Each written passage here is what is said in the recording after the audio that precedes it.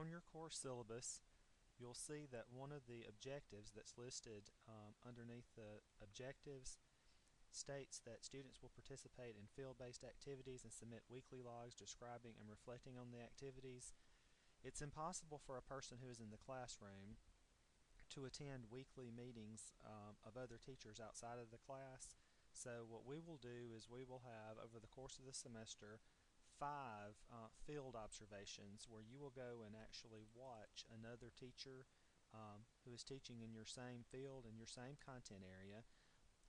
You'll go and do an observation in that person's class, and as part of this observation you'll be evaluating what it is that you see is going on in this classroom. You'll be given a chance, of course, to interact with the students. You'll probably know many of them if you're teaching at the same school, and basically what you will do is you will develop a log that will summarize what went on in class and reflect on what it is that you saw was occurring in class. The online field reflection sheet that's included in my courses is a basic simplistic format that you will use in order to complete these field observations.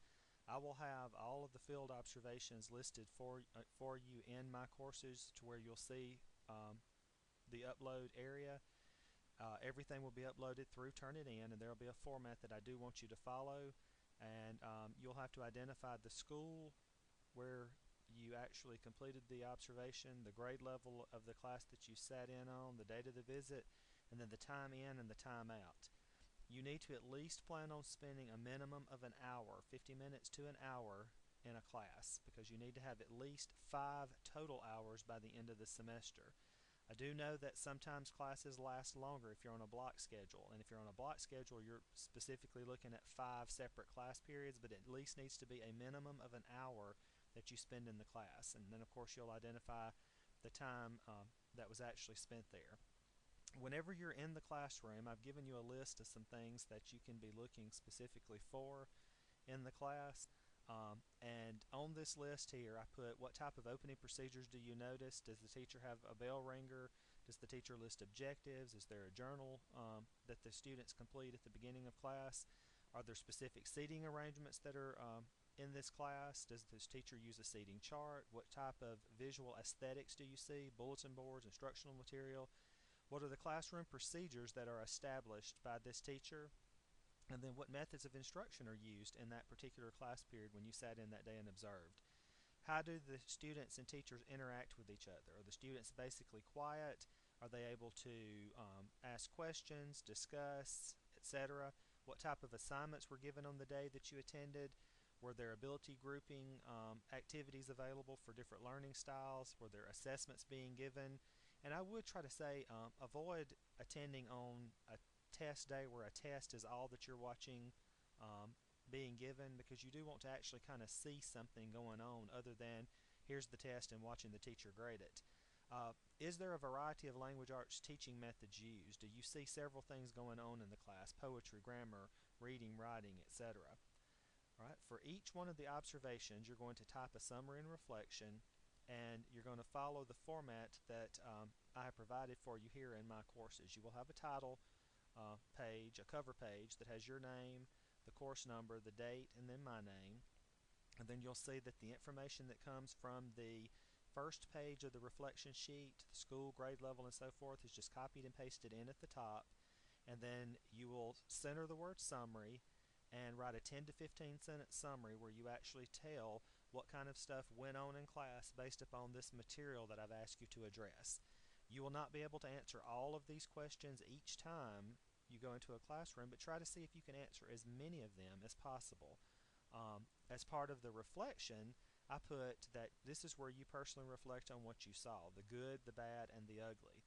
Point out strengths, weaknesses that were noticeable, and also point out anything that you observed that you think will help you in your teaching journey.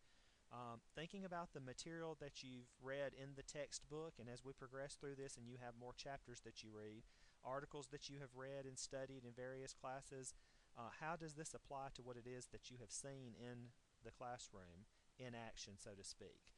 Your reflection needs to be around 10 sentences in length, and so that the overall field reflection, the actual part that includes the summary and reflection, will be 1 to 1.5 pages. long, no more than 2 pages, because you don't want to do a detailed step by step, this is what happened, this is what happened, this is what happened, this is what happened. You want to be able to reflect in depth and be able to kind of see what it is that you think is useful and what it is that you see that's problematic. Be very careful whenever you're judging what other teachers do, because uh, every every day in a classroom is sort of a unique experience, and so you may be catching a teacher on a really bad day, and you need to be mindful of that, because we're all going to have bad days no matter how hard we try or how much we prepare. You'll notice on the syllabus that I have provided the days that I want you to turn in each one of your field reflections, and each one of those dates are reflected specifically. If you want to do all the field reflections and go ahead and upload them, that's perfectly fine. The due dates that are given on the syllabus are just strictly for the deadline, when it is that you actually have to have the information uploaded. As I said before, you're more than welcome to work ahead if you want to, but just be sure that everything is submitted by the deadline that is given on the syllabus Wednesday evening at 6 p.m. That is the general time that we're shooting for, and that's the time that turn it in and the assignments will cut off. So if you have any questions, please feel free to email me at my email address listed at the top of the syllabus, david.lowry@jcjc.edu.